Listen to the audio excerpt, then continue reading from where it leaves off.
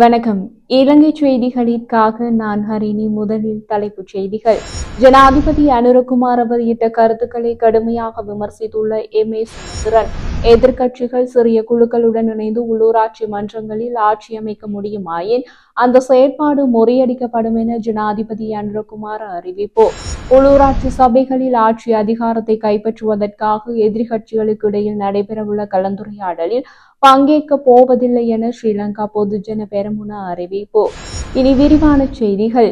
தமிழரசு கட்சியின் பொதுச் செயலாளர் எம்.ஏ. சுமந்திரன், எதிர்க்கட்சிகள் உள்ளூராட்சி மன்றங்களில் அதிகாரத்தை நிறுவுவது தொடர்பாக ஜனாதிபதி அனுரகுமார வெளியிட்ட கருத்துக்களை கடுமையாக விமர்சித்துள்ளார். இது தொடர்பில் சுமந்திரன் கூறியதாவது: நாடாளுமன்றத்தில் தனக்கு 3/2 பங்கு பெரும்பான்மை இருப்பதை நினைவில் கொள்ளுமாறு நேற்று ஜனாதிபதி எதிர்க்கட்சிகளுக்கு எச்சரிக்கை ஒன்றை வெளியிட்டதோடு, தேசிய மக்கள் சக்திக்கு வழங்கப்பட்டுள்ள பொது ஆணையை அபகரிக்க முயற்சித்தால் கடுமையான நடவடிக்கை எடுக்கப்படும் எனவும் கூறியிருந்ததை அடுத்து சுமந்திரன் இந்த கருத்துக்கள் வெளியாகியுள்ளன.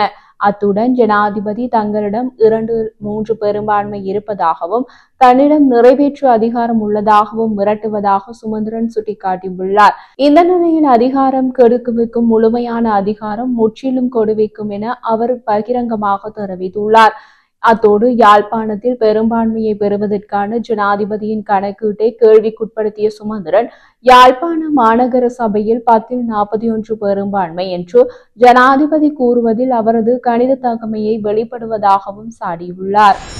முள்ளிவாய்க்கால் நினைவேந்தல் கஞ்சி வழங்கும் நிகழ்வு யாழ் பல்கலைக்கழக சமூகம் ஏற்பாடு செய்த இன்றைய தினம் மன்னார் நகர பேருந்து நிலைய பகுதியில் இடம்பெற்றது. இந்த நிகழ்வை எம்மவர்களின் வழி நிறைந்த வரலாற்றை அடுத்த சந்ததியினருக்கும் இளைய தலைமுறையினருக்கும் கடத்தும் கடமை பல்கலைக்கழக மாணவர்களாகிய தமது பொறுப்பு என அவர் தெரிவித்து ஆரம்பித்து வைத்தனர். இதன்போது இந்த பகுதியில் முள்ளிவாய்க்கால் நினைவேந்தல் கஞ்சி காய்ச்சப்பட்டு மக்களுக்கு வழங்கி வைக்கப்பட்டது. மே 12ஆம் திகதி தொடக்கம் முள்ளிவாய்க்கால் நினைவேந்தல் வாரத்தை யாழ் பல்கலைக்கழக சமூகம் முள்ளிவாய்க்கால் நினைவு வாரமாக ஒவ்வொரு மாவட்டங்களிலும் முள்ளிவாய்க்கால் நினைவேந்தல் கஞ்சியை நேரடியாக சென்று காய்ச்சி மக்களுக்கு வழங்கி வருகின்றனர். இந்த நிலையிலேயே 4வது நாளாக மன்னாரில் முள்ளிவாய்க்கால் நினைவேந்தல் கஞ்சி வழங்கப்பட்டதாக மன்னாரிற்கு வருகை தந்த யாழ் பல்கலைக்கழக சமூகத்தினர் தெரிவித்திருந்தனர். தேசிய மக்கள் சக்தி அரசாங்கத்தினால் வடபகுதியில் அமைந்துள்ள ஆணையரவு உப்பளமானது அண்மையில் உத்தியோகபூர்வமாக திறந்து வைக்கப்பட்டது. இதன்போது ஆணையரவு உப்பு என்ற பெயரில் பாரம்பரியமாக தயாரிக்கப்பட்ட உப்பானது ரஜ உப்பு என்று பெயர் மாற்றம் செய்யப்பட்டது. அமைச்சர் ராமலிங்கம் சந்திரசேகர், நாடாளுமன்ற உறுப்பினர்களான கணநாதன் இளங்குமரன், ரஜீவன், ஜெயச்சந்திரமூர்த்தி உள்ளிட்ட ஆளும் தரப்பினர் இந்த செயற்பாட்டுக்கு பல்வேறு தரப்பினரும் தமது எதிர்ப்பை வெளியிட்ட நிலையில் மீண்டும் ஆணையரவு உப்பு என பெயர் மாற்றம் செய்யப்பட்டதாக தெரிவித்தனர். அத்துடன் இந்த உப்பானது தற்போதும் கூட ரஜ உப்பு என்ற பெயரிலேயே விநியோகம் செய்யப்படுகின்ற விடயம் வெளிச்சத்திற்கு வந்துள்ளது. நாடாளுமன்ற உறுப்பினர் ரஜீவன் ஜெயச்சந்திரமூர்த்தி, வடகிழக்கு வடபகுதி பலநோக்கு கூட்டுறவு சங்கம் அச்சுவேலி ஊடாக நியாயமான விலையில் உப்பு விநியோகம் இடம்பெறுவதாகவும் அது தனது வேண்டுகோள் அடிப்படையில் முன்னெடுக்கப்படுவதாகவும் தெரிவித்துள்ளார். அந்த உப்பை பைகளை வடகிழக்கு பகுதி பலநோக்கு கூட்டுறவு சங்கம் தமது உத்தியோகபூர்வ முகநூல் பக்கத்தில் பகிர்ந்துள்ளது.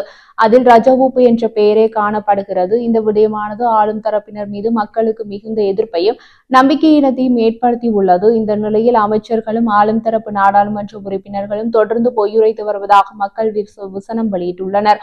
அத்துடன் இந்த உப்பின் பெயர் ஆணையரவு உப்பு என இன்னமும் மாற்றம் செய்யப்படவில்லை என ஆணையரவு உப்பளத்தில் போராட்டத்தில் ஈடுபட்ட ஊழியர்கள் தெரிவித்திருந்தமை குறிப்பிடத்தக்கது. இலங்கை தமிழரசு கட்சியின் உள்ளூராட்சி மன்ற தேர்தலின் பின்னர் திருகோணமலையில் சாதியத்தை கையில் எடுத்துள்ளதாக தெரிவிக்கப்படுகின்றது. திருகோணமலையின் தமிழ் தேசிய அரசியலில் மிக முக்கியமான அடையாளமாகவும் ஏனைய பகுதிகளுக்கு நிகரான பங்களிப்பை வழங்கிய பகுதியாக 10ஆம் இலக்க பிரதேசம் இருந்திருக்கின்றது. தமிழரசு கட்சியினர் ஆனால் இன்று குறித்த பகுதியிட புறக்கணிப்பு செய்வதாக அப்பகுதி மக்கள் ஆதங்கப்படுகின்றனர். தமிழ் தேசிய அரசியலிலும் ஈழ விடுதலை போராட்டத்திலும் பெரும் பங்காற்றிய குறித்த பிரதேசம் இன்று தவிர்க்கப்படுகின்றது. சாதியத்தை கையில் எடுத்து மிகவும் ஒரு ஆபத்தான செயற்பாட்டை இலங்கை தமிழரசு கட்சியில் இருக்கக்கூடிய சிலர் கையில் எடுத்திருப்பதானது எதிரிக்கு சேவகம் செய்வது அல்லது எதிரியின் அரசியலுக்கு பட்டை தீட்டும் செயற்பாடாக அமையும் என திருகோணமலையில் இருக்கக்கூடிய பொதுநலவாதிகளும் சமய தலைவர்களும் எச்சரிக்கை விடுத்திருக்கின்றனர். இலங்கை தமிழரசு கட்சியின் கூட்டத்தில் சுமந்திரன், CVK சிவஞானம், குகதாசன் தலைமையில் திருகோணமலையில் இடம்பெற்ற கலந்துரையாடலின் போதே குழப்பம் ஏற்பட்டது. தமிழரசு கட்சி ஆட்சி அமைக்கும் சபைகளில் தெரிவு இடம்பெறும் போது பார்வையாளராக வருவேன் என கூறி வந்த சுமந்திரன் முடிவெடுக்க முற்பட்ட போதுதான் அங்கு குழப்பம் ஏற்பட்டது.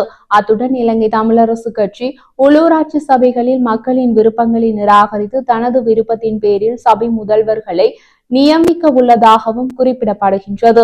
இலங்கை தமிழரசு கட்சியின் தொண்டர்களிடம் சாதிய மனநிலையை கிளறி விடுவதில் கட்சியின் பொறுப்புமிக்க பதவிகளில் இருக்கும் பிரமுகர்கள் மறைமுகமாக செயற்படுகின்றனர். இந்த நிலையில் திருகோணமலை மாவட்டத்திலிருந்தே இலங்கை தமிழரசு கட்சியை அழித்து விடுவோம் என மக்கள் எச்சரித்துள்ளனர். ஒட்டுமொத்தத்தில் நேற்றைய கூட்டம் குழப்பத்தில் நிறைவடைந்தமை குறிப்பிடத்தக்கது. நாடாளுமன்ற உறுப்பினர் ஞானமுத்து ஸ்ரீநேசன் தமிழ் தேசிய உணர்வை கொண்டவர்கள் மட்டக்களப்பு மாவட்டத்தில் உள்ள உள்ளூராட்சி மன்றங்களில் ஆட்சி அமைப்பதற்கு இலங்கை தமிழரசு கட்சியுடன் இணைய வேண்டும் என தெரிவித்துள்ளார். வடக்கு கிழக்கில் பெரும்பாலும் தென்னிலங்கை சார்ந்த கட்சிகள் ஆட்சி அமைப்பது என்பது சிரமமான விடயமாகும் எனவும் அவர் குறிப்பிட்டுள்ளார். மேலும் கருத்து தெரிவித்த அவர், உள்ளூராட்சி மன்ற தேர்தல்கள் முடிவுற்ற நிலையில் சபைகளை தற்போதைய சில சூழ்நிலையில் அமைக்கின்ற செயற்பாடுகள் இடம்பெற்றுக் கொண்டிருக்கின்றன. இந்த நிலையில் அறிமுகம் செய்யப்பட்டிருக்கின்ற பிரதிநிதித்துவ முறை என்பது ஒரு சிக்கலான பிரதிநிதித்துவ முறையாகும்.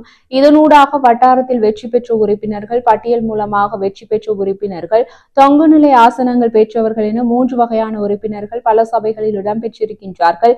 இந்த நிலையில் ஆளுங்கட்சியாக இருந்தால் என்ன அல்லது எதிர்கட்சியாக இருந்தால் என்ன, எல்லா கட்சிகளுக்கும் சபைகளை அமைக்கின்ற விடயத்தில் சிரமங்கள், சிக்கங்கள் காணப்படுகின்றன. தமிழரசு கட்சி மட்டக்களப்பு மாவட்டத்தை பொறுத்தவரையில் தமிழரசு கட்சியை பொறுத்த அளவில் கணிசமான ஆசனங்களை கைப்பற்றி இருக்கின்றது. இந்த நிலையிலும் 3 வகையான நிலைமை காணப்படுகின்றது. முதலாவது, தனித்து நின்று ஆட்சி அமைக்கக்கூடிய சூழ்நிலை. ஓரிரு ஆசனங்களை மேலும் பெற்று ஆட்சி அமைக்கக்கூடிய நிலைமை காணப்படுகிறது. இன்னும் சில சபைகளை அமைப்பதில் சவாலாகவும் காணப்படுகின்றன. எமது கட்சியில் பலர் வேட்பாளர்களாக போட்டியிடுவதற்கு விண்ணப்பித்திருந்தார்கள். அவ்வாறு விண்ணப்பித்திருந்தும் பலருக்கு போட்டியிட முடியாத நிலைமையும் ஏற்பட்டிருக்கலாம். அவ்வாறானவர்கள் உங்களுடைய பலத்தை காட்டுவதற்காக பலர் போட்டியிட்டு தமிழ் தேசிய உணர்வோடு வெற்றி பெற்றிருக்கலாம். அவர்கள் அனைவரிடமும் கேட்டுக்கொள்வது யாதெனில், கடந்த காலத்தில் வேட்பாளர்கள் தெரிவில் சில தவறுகள் பெற்றிருக்கலாம். எனவே நீங்கள் தமிழ் தேசிய உணர்வு உள்ளவர்கள் சற்று விலகி இருந்தாலும் உங்களுடைய தாய் கட்சியான இலங்கை தமிழரசு கட்சி ஆட்சி அமைப்பதற்கு ஒத்துழைக்க வேண்டும் என்பதை நான் கேட்டுக்கொள்கிறேன் என தெரிவித்தார். JVPயின் 60ஆம் ஆண்டு நினைவை முன்னிட்டு கொழும்பில் நேற்று ஏற்பாடு செய்யப்பட்டிருந்த நிகழ்வொன்றில் ஜனாதிபதி அனுரகுமார எதிர்க்கட்சிகள் சிறிய குழுக்களுடன் இணைந்து உள்ளூராட்சி மன்றங்களில் ஆட்சி அமைக்க முயற்சிக்குமாயின் அந்த செயற்பாடு அரசியலமைப்பு சட்டம் மற்றும் அரசியல் அதிகாரம் என்பவற்றை பயன்படுத்தி முறியடிக்கப்படும் என தெரிவித்துள்ளார். அவர் மேலும் தெரிவிக்கையில், கடந்த உள்ளூராட்சி மன்ற தேர்தலில் பெரும்பான்மை இடங்களில் தேசிய மக்கள் சக்தி ஆட்சியை கைப்பற்றியுள்ளது. பிரிந்து தேர்தலில் போட்டியிட்ட எதிர்க்கட்சிகள் உள்ளூராட்சி மன்றங்களில் ஒன்றிணைய முயல்கின்றன. அவ்வாறான எதிர்க்கட்சிகள் ஒன்றிணைந்து ஒரு தேர்தலை எதிர்கொள்ள தயாராகவிருந்தால் அவ்வாறான தேர்தலை நாளைய தினமே நடத்துவதற்கு நாம் தயாராக இருக்கிறோம். தற்போது தேசிய மக்கள் சக்தியின் உறுப்பினர்கள் கூறுகின்ற கருத்துக்களில் உள்ள தவறுகளை மாத்திரமே எதிர்க்கட்சியினரால் சுட்டிக்காட்ட முடிகிறது. இந்த நிலையில் 152 உள்ளூராட்சி மன்றங்களில் ஆரம்பத்திலேயே தேசிய மக்கள் சக்தி ஆட்சி அமைக்கும். ஒரு சிலருக்கே ஆட்சி அமைக்குமாறு மக்கள் உள்ளூராட்சி மன்றங்களில் வாக்குகளை வழங்கினர். ஏனையோரை வெறுமனே உள்ளூராட்சி மன்றங்களை பார்வையிட்டு வருவதற்காக மக்கள் வாக்களித்துள்ளனர். எனவே மக்களுக்கு பணியாற்ற வேண்டிய பொறுப்பு எமக்குள்ளது. சிதைவுகள் அனைத்தும் ஒன்றிணைந்து மக்கள் ஆணைக்கு சவால் விடுப்பதை ஏற்றுக்கொள்ள முடியாது. அத்துடன் மக்கள் ஆணைக்கு எதிராக யாராவது செயற்படுவார்களாயின் அரசியலமைப்பு சட்டம் மற்றும் அதிகாரத்தை பயன்படுத்தி அந்த முயற்சி முறியடிக்கப்படும் என ஜனாதிபதி அனுரகுமார தெரிவித்துள்ளார். கனடாவின் பிரம்டன் மேயர் பேட்ரிக் பிரவுன் கனடாவில் உருவாக்கப்பட்டுள்ள தமிழர் இனப்படுகொலை நினைவு தூபியை ராஜபக்ஷ குடும்பம் எதிர்ப்பது அந்த நினைவு தூபிக்கு கிடைத்த கௌரவமாகும் என தெரிவித்துள்ளார். அதில் மேலும் குறிப்பிடப்பட்டுள்ளதாவது, தமிழின படுகொலை நினைவு தூபிக்கான நாமல் ராஜபக்ஷவின் எதிர்ப்பு அந்த குடும்பத்தின் கரங்களில் அப்பாவிகள் கொல்லப்பட்டதை அங்கீகரிக்கும் சரியான பாதையில் நாம் சென்று கொண்டிருக்கிறோம் என்பதற்கான உறுதியான சமிஞையாகும். ராஜபக்ஷ குடும்பம் இனப்படுகொலை இடம்பெறவில்லை என உறுதியான நம்பிக்கை கொண்டிருந்தால் நீதியை குழப்புவதற்கான நடவடிக்கைகள், வழக்கு விசாரணைகளிலிருந்து மறைந்திருந்தல் போன்றவற்றை கைவிட்டு சர்வதேச விசாரணைகளிற்கு முழுமையான ஒத்துழைப்பை வழங்க வேண்டும். ராஜபக்ஷ குடும்பம் இழைத்துள்ள மனித குலத்திற்கு எதிரான குற்றங்கள் போல்பெட், ஸ்போட்லோன், மிலோசெவிக், ஹிம்லர் மற்றும் புலசிமியா கபுகா ஆகியோர் இழைத்த மனித குலத்திற்கு எதிரான குற்றங்களுடன் போட்டியிடும் அளவிற்கு மோசமானவை. கனடாவில் உருவாக்கப்பட்டுள்ள தமிழரின படுகொலை நினைவு தூவியை ராஜபக்ஷ குடும்பம் எதிர்ப்பது அந்த நினைவு தூவிக்கு கிடைத்த கௌரவமாகும் என்று குறிப்பிட்டுள்ளார். ஸ்ரீலங்கா பொதுஜன பெரமுன உள்ளூராட்சி சபைகளில் ஆட்சி அதிகாரத்தை கைப்பற்றுவதற்காக எதிர்க்கட்சிகளுக்கு இடையில் நடைபெறவுள்ள கலந்துரையாடலில் பங்கேற்கப் போவதில்லை என தெரிவித்துள்ளது. தேசிய மக்கள் சக்திக்கு பெரும்பான்மை இல்லாத மாநகர சபைகள், நகர சபைகள் மற்றும் பிரதேச சபைகள் உட்பட அனைத்து உள்ளூராட்சி சபைகளிலும் ஆட்சி அதிகாரத்தை கைப்பற்றுவதற்காக குறித்த கலந்துரையாடல் இன்று நடைபெற்றுள்ளது.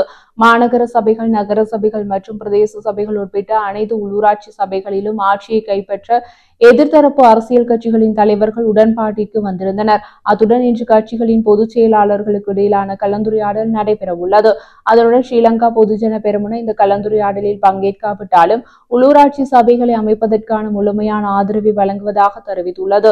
உள்ளூராட்சி சபைகளின் அதிகாரத்தை நிறுவும் போது எந்த அரசியல் கட்சியுடனும் கூட்டணி அமைக்க எதிர்பார்க்கவில்லை என்றும் ஸ்ரீலங்கா பொதுஜன பெரமுன அறிவித்துள்ளமை குறிப்பிடத்தக்கது.